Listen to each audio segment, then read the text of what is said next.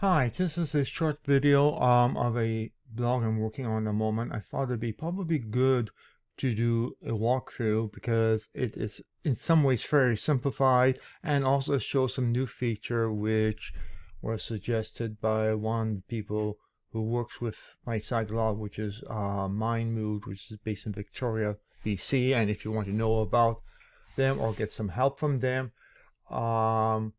you will see let's set the consultants to help, and the suggestions came from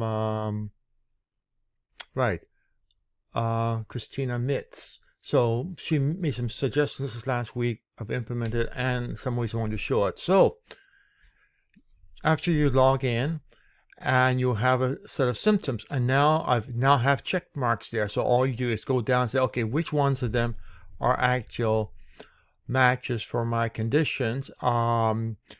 Put check marks behind them. Most of the time people will have anywhere from 30 to 60 or 70% agreement depending on what it is. For example, autism is one which shows up here, but that's simply because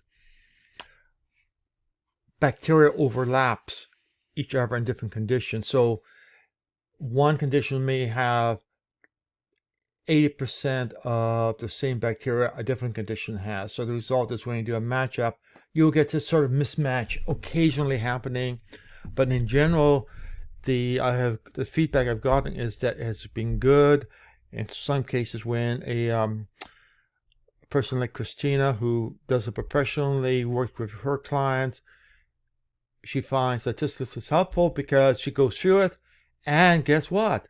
Oh, that's right, I have that condition. I forgot to mention it to you. And voila, it helps discover symptoms that absent-mindedness or something else has caused. So you go through and you just put a tick mark, add check symptoms, and voila, you come back.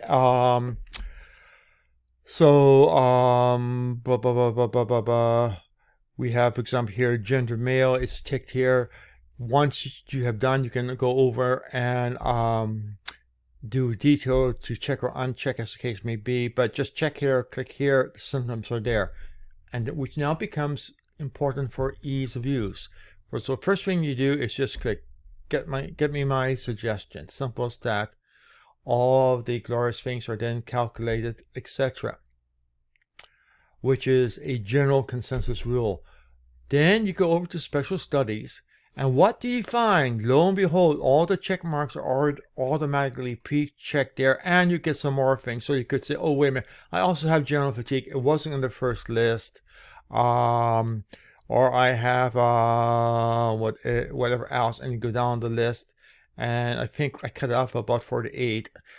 Once you get down in the 40s, the accuracy of a prediction is not particularly good.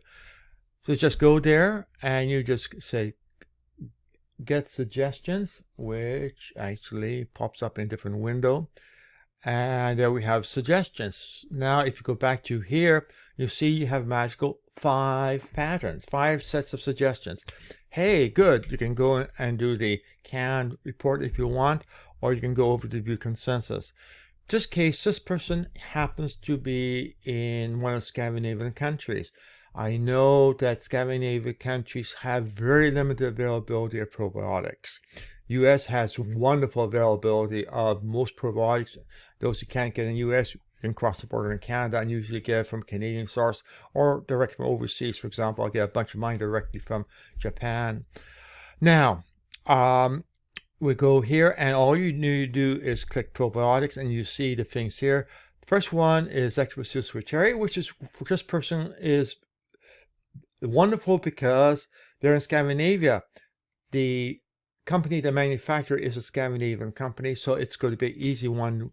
Next one is Ramosis GG, is a very well-known one. It's usually go by the name of Culturel, etc. So both of those are good.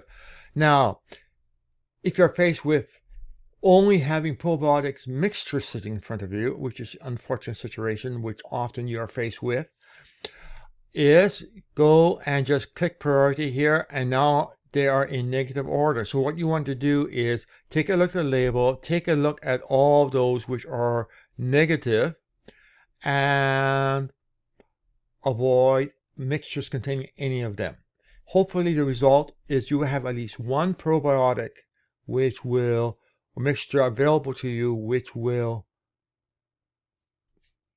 conform to that constraint. Trying to avoid, or if you can't avoid it, then at least get the one with the lowest negative value in it.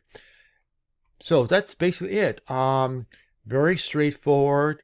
Go to my profile, go and check off the symptoms you have, check symptoms, go over to special studies, read the full list, add in any additional ones you have. If you want to have them persisting, which has advantages, you can go back here and go to update symptoms.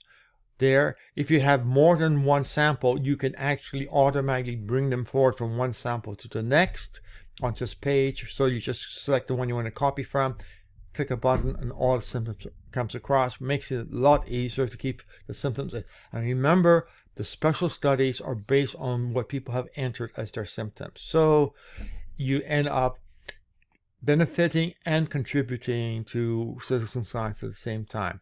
Okay, so that is basically it. It's very straightforward, very easy to use. This is sort of a quick introduction for somebody who is new at doing it. In this case, somebody new from Scandinavia. Person doesn't have a ME/CFS diagnosis, but reading through his case history, it sure smells like he has a mild to moderate case of chronic fatigue syndrome. He's not totally disabled, but he has a ton of symptoms and evolution, which is typical for chronic fatigue syndrome. So and chronic fatigue syndrome, often doctors will suspect but won't give diagnosis because there's no treatment plan. And often because there's no treatment plan, people go and read horror stories with it and get a negative psychological impact. Okay, I'll shut off my preaching now and get this up.